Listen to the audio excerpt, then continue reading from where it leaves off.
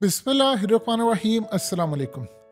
मोहम्मद बिन सलमान का बड़ा कामयाब दौरा था भारत का, और पूरा पाकिस्तान इंतज़ार कर रहा था कि चूँकि खबर भी ब्रेक हो चुकी थी बड़े साफियों ने हर जगह पर कि मोहम्मद बिन सलमान का स्टॉप ओवर होगा। यानी दो तरह से, एक तो वो जाने से पहले चंद घंटे पहले पाकिस्तान आएंगे, फिर उसके बाद वो भारत जाएंगे और वहाँ पर G20 और वहाँ से चले जाएंगे। लेकिन मोहम्मद बिन सलमान का ये भी दावा किया गया था पाकिस्तान के अंदर कि वो इंडिया के दौरे के बाद पाकिस्तान आएंगे। उनका जहाज पाकिस्तान की फिजाई हदूद से गुजरा तो है, लेकिन वो पाकिस्तान नहीं है। अब वो क्यों नहीं आए, ये सवाल जरा आप समझ लीजिएगा। देखिए, अगर आपको इसका जवाब जानना है तो आज से 5 साल पहले मोहम्मद बिन सलमान ने एक तकरीर की थी एक फोरम के ऊपर, और वो तकरीर नहीं थी, वो हिस्ट्री बनाने वाली बातें थी। मोहम्मद बिन सलमान ने कहा था कि मिडिल ईस्ट अगला यूरोप है, और उन्होंने कहा कि हमारे आपस के कुछ इख्तलाफात होंगे, सब होंगे, लेकिन हमने फिर भी तरक्की करनी और इस खित्ते को यूरोप बनाना। उन्होंने कहा था कि मैं इतनी तरक्की कराऊंगा, इतनी तरक्की इस खित्ते के अंदर करवाऊंगा कि मैं पूरे का पूरा यूरोप बना दूंगा। लोग जो खास तौर पर हमारे सऊदी सिटीजन्स हो या दुनिया यूरोप जाती है, वो आएगी मिडिल ईस्ट पर, स्पेशली सऊदी अरब के अंदर। इतनी तरक्की वहां कर दूंगा, ऐसा माहौल बना दूंगा। जब सऊदी अरब की आप तारीख उठाते हैं तो मोहम्मद बिन सलमान जैसा जीनियस अभी तक सऊदी अरब में कोई भी नहीं है। उसकी वजह क्या है? उस बंदे को ये आर्ट आता है कि वो सऊदी अरब के अंदर America, Pakistan, India, US, Canada समेत 200 ममालिक के लोगों को लाकर बसा दे, और वो ऐसा शाहकार बनाए कि दुनिया मुस्तकबिल के अंदर सऊदी अरब के दर पर जाकर खड़ी हो। उसकी सिंपल सी मिसाल अगर हम देख लें तो इस वक्त सऊदी अरब ने जो हाउसिंग और तरक्की की है, फुटबॉल की मिसाल देख लें तो सारी फुटबॉल की, सऊदी अरब का कभी आपने नाम भी सुना था फुटबॉल का? पूरी की पूरी मार्केट हिलाकर रख दिया उस बंदे ने। और हालत ये है कि सारी दुनिया के लोग इस वक्त अपॉर्चुनिटीज उनको अमेरिका या किस जगह ने, मेसी को खास तौर पर, बप्पे और दूसरे इन दो प्लेयर्स को बुलाना चाह रहे हैं। दुनिया सारी असल में देख रही है कि उनकी कोशिश है पूरी प्लेयर्स की कि हम सऊदी अरब जाएं। उन्होंने माहौल ऐसा बना दिया, वो पैसे इतने ऑफर कर रहे हैं। अब आप सोचिए जरा कि जो बंदा दुनिया को ये कहता है कि भाई, यानी आपके पास अगर आइडिया है, आप सऊदी गवर्नमेंट को पिच करेंगे, वो आपके आइडिया पर पैसा लगाने को तैयार है। ये होता है जीनियस बंदे का माइंड। मोहम्मद बिन सलमान असल में इस वक्त ये कह रहे हैं पूरे वर्ल्ड को कि हमने अपनी ऑयल फ्री इकोनॉमी बनानी है।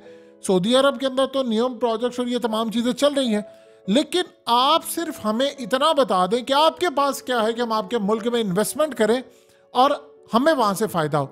देखिए, जो बिजनेसमैन होता है वो क्या करेगा? अगर एक बिजनेसमैन है, उसकी कोशिश हो कि भाई मैं 100 रुपया लगाऊँ तो लॉन्ग टर्म के अंदर 4-5 साल में मेरे पैसे पूरे हो जाए, इन्वेस्टमेंट मेरी पूरी हो जाए, और फिर मैं 20-25 साल मुझे प्रॉफिट मिलता रहे और मैं उसी से आगे चलता रहूं। यही सूरत हाल होती है एक बिजनेसमैन की स्ट्रेटजी। सऊदी अरब के क्राउन प्रिंस मोहम्मद बिन सलमान G20 समिट पर इंडिया गए, और इंडिया जाकर वो अपनी सारी जितनी काबिल मईशत की टीम थी वो सबको लेकर गए। मोदी के साथ वो टेबल पर बैठे। टेबल पर बैठकर एक तरफ उनकी मुआशी टीम थी, एक्सपर्ट से, और एक तरफ इंडियंस थे। मोदी ने उनको पिच किया, उनकी पूरी टीम ने उनको पिच किया कि हमारे मुल्क में क्या ऐसी चीज़ें हैं जिस पर आप इन्वेस्टमेंट करेंगे तो आपकी इन्वेस्टमेंट को फ़ायदा होगा, डबल भी होगी, आपको फ़ायदा होगा, हमें तो होगा होगा, आपको भी बहुत ज़्यादा फ़ायदा होगा। अब वहाँ पर चीज़ें डिस्कस होती हैं। ये चीज़ें जो डिस्कस हुई हैं उसमें सबसे पहले तो चीज़ डिस्कस हुई, ये इकोनॉमिक कॉरिडोर को छोड़ दें, वो तो साइन होना था जो हो गया। चीज़ें वहाँ पर डिस्कस हुई हैं सबसे पहले एनर्जी के मामले पर, यानी तेल के हवाले से ऑयल रिफाइनरी, और ये चीज़ डिस्कस हुई। ट्रेड और इन्वेस्टमेंट की बात हुई। उन्होंने कहा कि हम आपस में तिजारत करते हैं, आप यहाँ पर पैसा लगाएं, आप फैक्ट्रीज लगाएं, और प्रपोजल दिया कि किस तरह आपकी इन्वेस्टमेंट यहाँ पर सिक्योर होगी। डिफेंस के मुआहदे वहाँ पर डिस्कस हुए। सिक्योरिटी के जी किस तरह इंडिया आपके लिए चीज़ें प्रोवाइड कर सकता है, आप किस तरह ये कर सकते हैं। हेल्थ केयर के हवाले से उन्होंने पूरा प्रोग्राम दिया। फूड सिक्योरिटी के हवाले से कि किस तरह इंडिया से सऊदी अरब ट्रेड हो सकती है, कैसे आपको फ़ायदा मिल सकता है।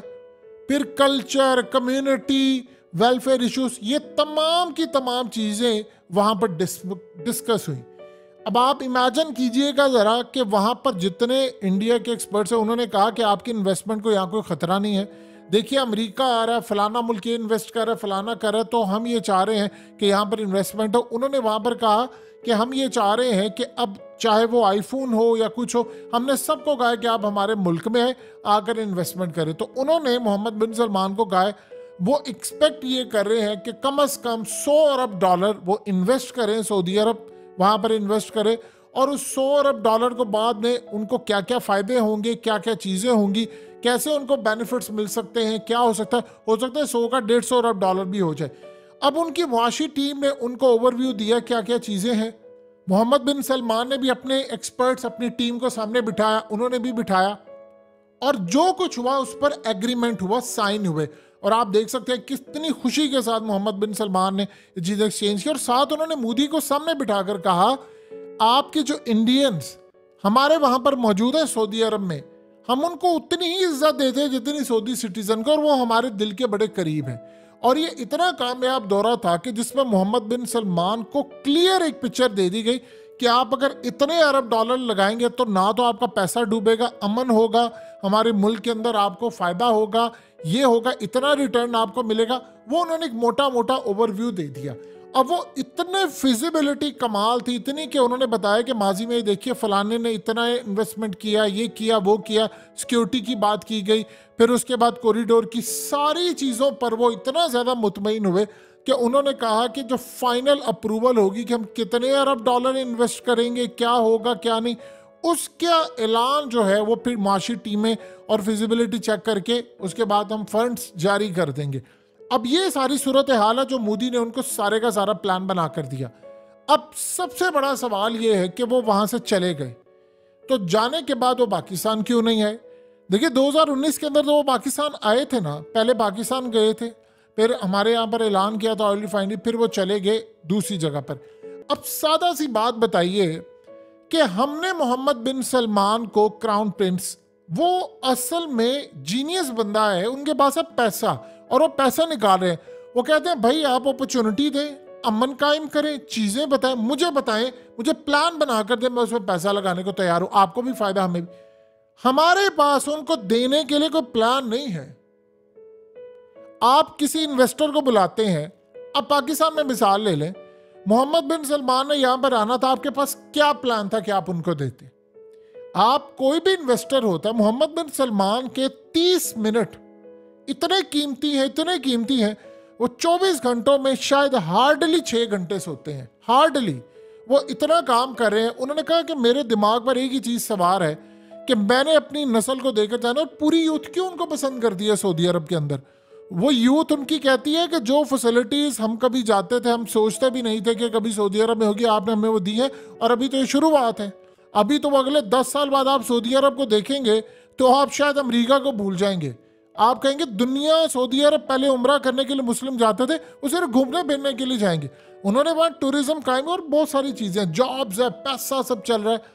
लेकिन जो सबसे बड़ा सवाल यहाँ पर यह है कि क्रिकेट का वर्ल्ड कप, फुटबॉल का वर्ल्ड कप, यूएस ओपन और ये वो पता नहीं क्या कुछ वो वहाँ पर कर रहे हैं, तो वहाँ पर आपके पास उनको देने के लिए क्या है। वो इन्वेस्टमेंट का बेसिक असूल होता है कि आप अपने मुल्क में कायम करें मुकम्मल अमन, और आप बताएं कि आपको इन्वेस्टमेंट का ये हमारे पास प्लान है और बदले में आपको चीज़ मिलेगी। हमारे पास उनको देने के लिए कुछ भी नहीं है।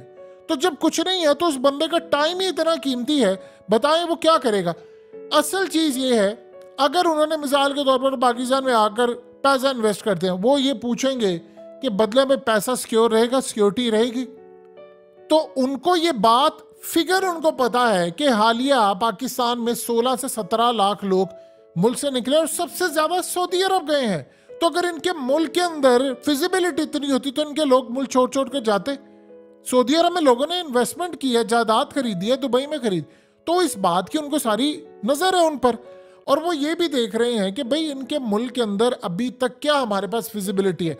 देखिए एक बंदा है जिसे इन्वेस्टमेंट करनी है कि वो सोसाइटी बनाए, घर बनाए, वो देख रहे हैं इनके मुल्क में अपना ही कारोबार नहीं हो पा रहा, इनके मुल्क के अंदर फैक्ट्रीज बंद है, तो वो वहां पर आकर क्या हमारे पास उनको देने के लिए प्लान है। जब हमारे पास वो तमाम चीजें, माशी प्लान, वो कॉरिडोर, वो करीच, वो तमाम चीज़ें होंगी जो इंडिया की टीम ने उनको बैठकर वहाँ पर दिया है, वो प्लान दिया है कि आपकी इन्वेस्टमेंट लगाएंगे, डबल होगी, सिक्योर होगी, फ़ायदा क्या होगा।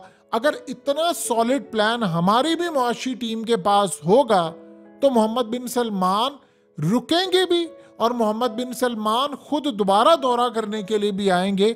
लेकिन उनका दौरा वो तब आते हैं ऐसे बड़े लीडर जब उनको नजर आ रहा होता है कि हमारा दौरा जाया नहीं जाएगा, वरना कोई इंडिविजुअल बात करनी हो तो वो तो अपने सफीर के थ्रू भी कर सकते हैं। तो लिहाजा कुछ सॉलिड प्लान, माशी चीजें सारी जब होंगी, आप उनको प्रेजेंट करेंगे, आप उनकी इन्वेस्टमेंट को सिक्योर करेंगे, तो वो डेफिनेटली बात है पाकिस्तान के चक्कर लगाने के लिए उनको इंडिया या किसी जगह जाकर स्टॉप ओवर करने की जरूरत नहीं है। आपके पास जब प्लान होगा, मुल्क के अंदर अमन बिल्कुल कायम हो जाएगा, इन्वेस्टमेंट सिक्योर होगी, मुल्क के हालात, बिजनेस, कारोबार चलेगा, सब होगा, तो वो डेफिनेटली बात है ज़रूर आएंगे। तब तक अब हम सिर्फ इंतज़ार करें कि हम ये हालत को कैसे बेहतर कर सकते हैं।